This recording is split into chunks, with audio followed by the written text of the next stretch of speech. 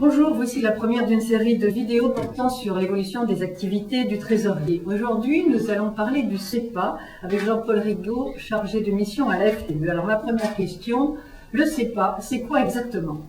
Après l'introduction de la monnaie unique scripturale en 1999 et fiduciaire en 2002, le CEPA est la troisième étape de la construction monétaire européenne.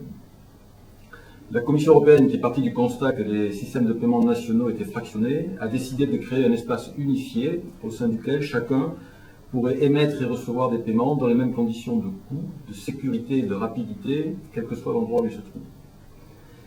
On peut dire toutefois que c'est une décision politique de la Commission européenne, car le nombre des opérations de paiement transfrontalières qui sont concernées par ce projet est relativement faible, puisqu'il représente en gros 2 à 3% du volume total des opérations.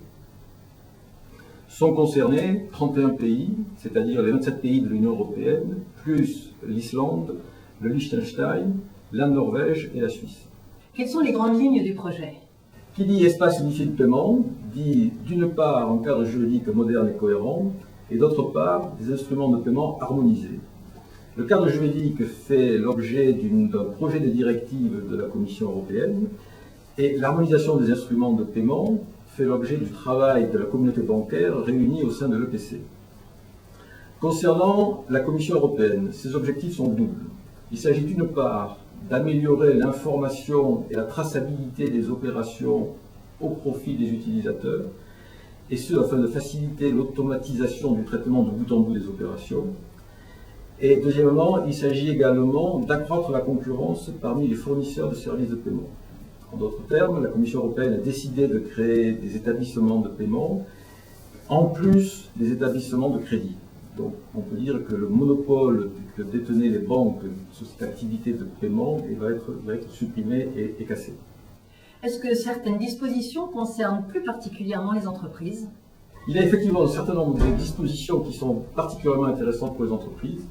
La première concerne les dates de valeur, puisque la Commission européenne a prévu que les dates de valeur défavorables à l'utilisateur seraient interdites.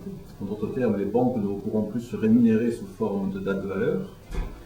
Il est également prévu qu'aucune commission ou aucun coût ne pourra être déduit du montant viré, et ce pour faciliter, encore une fois, l'automatisation du traitement des opérations. Il est également prévu que les coûts relatifs à un paiement seront partagés entre le bénéficiaire et le donneur d'ordre. Et enfin, la Commission a prévu, dans un souci d'efficacité, que les délais d'exécution ne pourraient pas dépasser 24 heures. En fait, dans le courant de la première période, qui est la petite période transitoire, ce délai maximum sera de 3 jours, pour être ramené à la fin de la période transitoire à 1 jour. Aujourd'hui, où en est l'harmonisation des instruments de paiement? Les travaux des banques portent sur 3 instruments, le virement, le prélèvement et les paiements par carte. D'ores et déjà, un certain nombre de décisions ont été prises concernant d'une part les identifiants bancaires. Le RIB, tel que nous le connaissons à l'heure actuelle, sera remplacé par le couple BIC-IBAN. L'IBAN étant un numéro de compte au format international, le BIC étant un code permettant d'identifier la banque. La deuxième décision concerne l'information qui pourra être transportée avec tout paiement. Il est prévu un champ de 140 caractères que les banques se sont engagées à transporter d'un bout à l'autre de l'opération sans modification. Enfin, les formats et protocoles d'échange vont être modifiés pour adopter la syntaxe XML. Donc pas de changement pour le virement. En revanche, le prélèvement va subir des modifications profondes. Effectivement, la demande de prélèvement et l'autorisation de prélèvement seront remplacées par un document unique appelé mandat.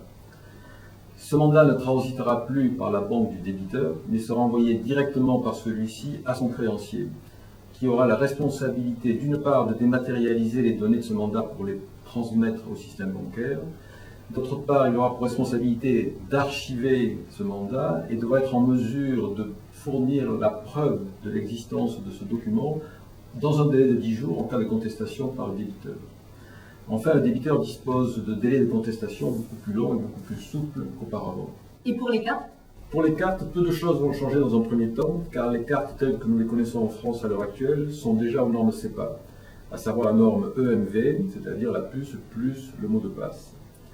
Par contre, à moyen terme, les interrogations portent sur l'évolution des systèmes de compensation, et notamment sur le rôle qu'auront les systèmes nationaux tels que le GIE, carte bancaire en France, par rapport au rôle des grands réseaux internationaux tels que Visa ou Mastercard.